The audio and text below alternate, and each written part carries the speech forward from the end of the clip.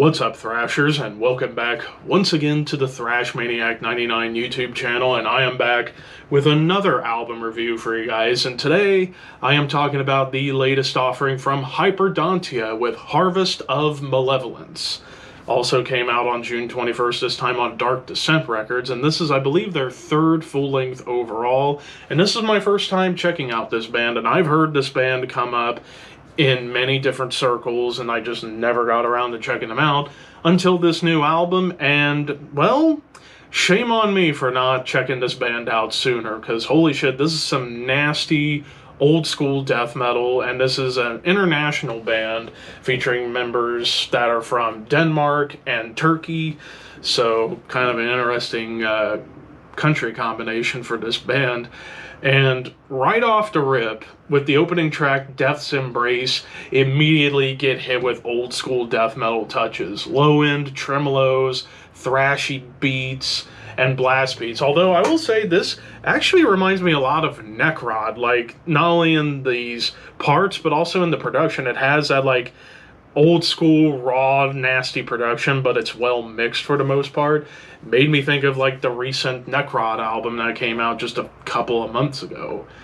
And then with this track, and it also brings in something else that is really cool, bass lines. Really cool bass lines and bass flourishes. And then groove. There's some really, really good groove on here.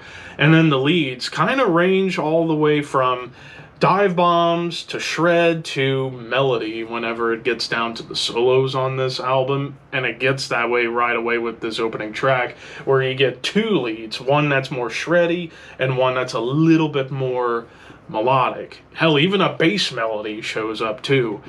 And I gotta admit, like, a lot of the bass flourishes that's going on this album makes me think of Blood Red Throne in that degree, whenever the riffs are just going to town and you need some like extra rhythm or melody, let the bass fly and do its own thing, and you get that on almost most of this album.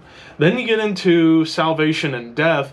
It's kind of groovy, it's got a little bit of a hardcore bite to it, but again, the bass is kind of carrying the load a little bit, and then the riffs that come in bring in the Blood Red Throne vibes.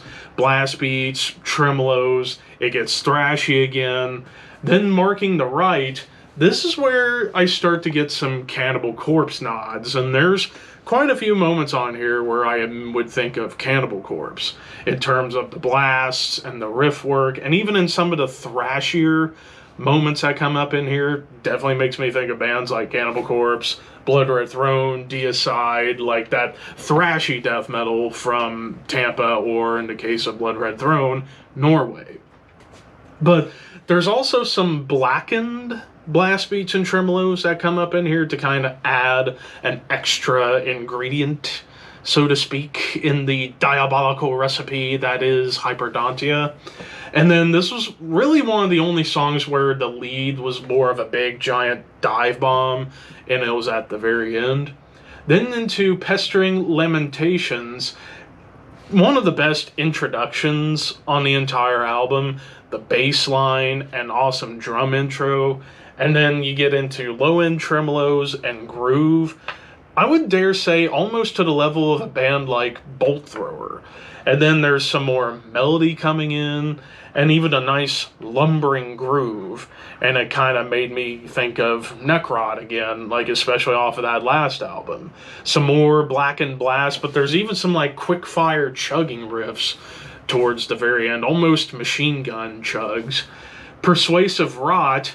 This one is where the mood, I think, kind of goes a little more sinister. Like the melody that starts off here, as well as the opening melody of Defamed Flesh, very evil sounding.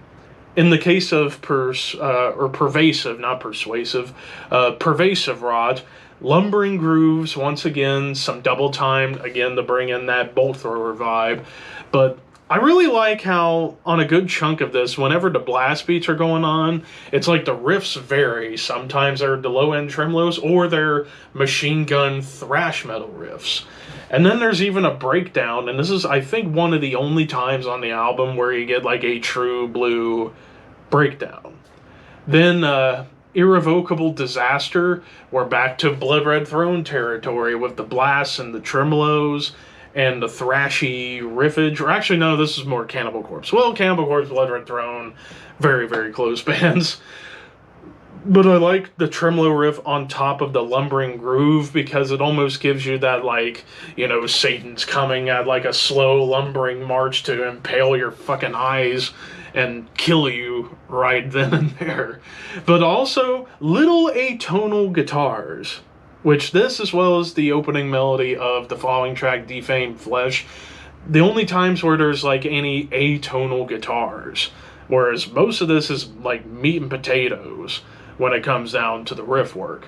Although with the opening atonal evil melody on Defamed Flesh, it's more doom laden. Like, it's slower, it builds up nicely, and then suddenly back into machine gun thrash riffs and blast beats, tremolos, and this is one of the few melodic solos that comes up. There's some more groove, awesome bass melody, but then you get to the final track, Servant to a Crippled God.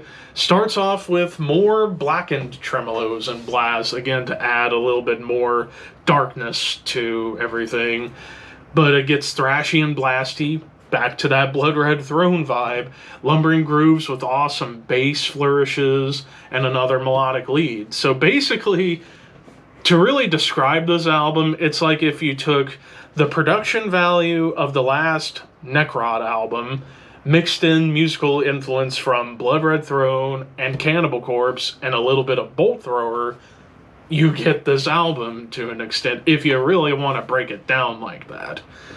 As far as any negatives, it might be meat and potatoes, but you do get some extra seasonings, whether it be a song having a slightly more doomy intro, or some double time, some lumbering grooves, or bringing in some black metal elements. Other than that, most of these songs kind of go blast heavy and thrash forward, which I absolutely love. They might hang on to those couple of gears a little bit too much, but hey, I'm not going to complain too much about it because this album kicked ass. I am going to give this a 4 out of 5. I thought this was some fantastic old school death metal. So if you are a fan of Blood Red Throne, Cannibal Corpse, Bolt Thrower, and Necrot, check this out. This is some awesome shit. But of course, those are just my opinions. What did you guys think? Let me know in the comments below. Don't forget to like, comment, share, subscribe, all that fun stuff. Thank you for watching. Keep your horns high and your dreams wet. Thank you for your patronage.